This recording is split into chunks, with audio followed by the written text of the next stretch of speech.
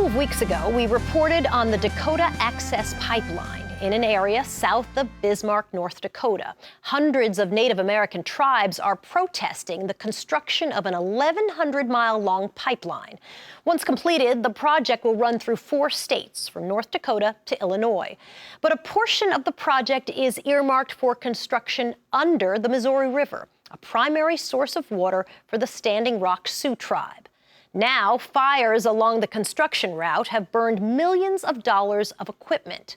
Fire officials investigating the vandalism near Reesnor, Iowa, were quick to point the finger at protesters. They're not getting back at the pipeline. They're just hurting the guy that's trying to make a living putting it in. Community activists point out that others also oppose the pipeline and say protesters should not be the sole focus of blame. That definitely is frustrating when one event like this paints the larger pipeline resistance movement as being violent.